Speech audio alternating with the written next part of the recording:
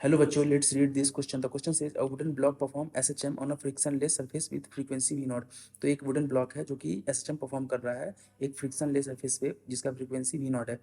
The block carries a charge positive q on it surface, और वो block एक positive charge अपने surface पे कैरी करता है।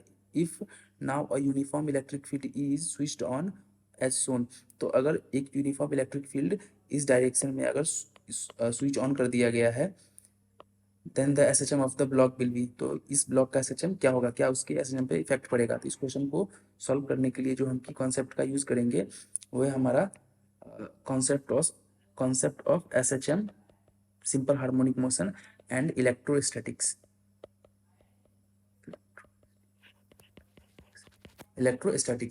तो इस क्वेश्चन में जो हमारा इस ब्लॉक का जो फ्रीक्वेंसी है, फ्रीक्वेंसी को हम डिनोट कर सकते हैं टाइम 1 टाइम पीरियड।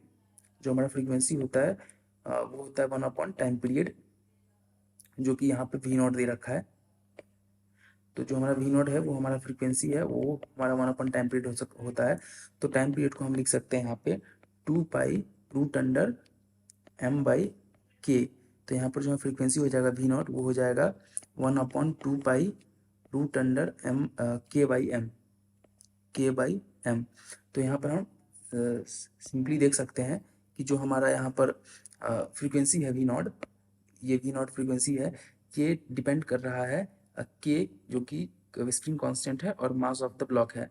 तो इलेक्ट्रिक फील्ड का जो इफेक्ट है वो इस स्प्रिंग कांस्टेंट पे और मास पे नहीं पड़ेगा, क्योंकि ये दोनों कांस्टेंट है। तो हमारा जो ये फ्रीक्वेंसी पे इलेक्ट्रिक फील्ड के कारण कोई भी इफेक्ट नहीं पड़ेगा। लेकिन एक डायग्राम हम बना लेते हैं यहाँ पे।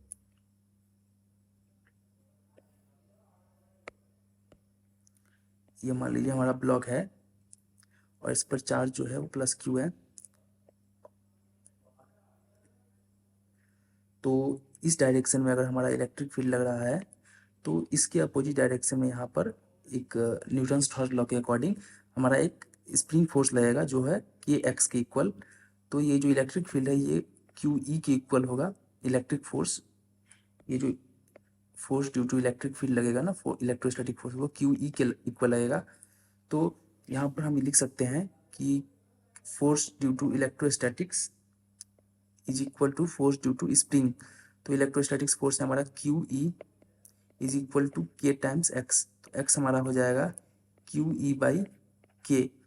तो जो यहाँ पे हमारा जो डिस्प्लेसमेंट आएगा एक्स का, जो मीन पोजीशन का हमारा डिस्प्लेसमेंट आएगा वो क्यू ई बाई के इक्वल होगा। तो ये जो हमारा ऑप्शन ए है ये कहता है कि ऑफ द सेम फ्रीक्वेंसी, तो हमारा फ्रीक्वेंसी सेम रहेगा and with shifted mean position, तो हमारा जो मीन पोजीशन है वो शिफ्ट हो जाएगा। तो ऑप्शन ए हमारा सही है। तो the correct option is option A. Hope you understood it well, best of luck.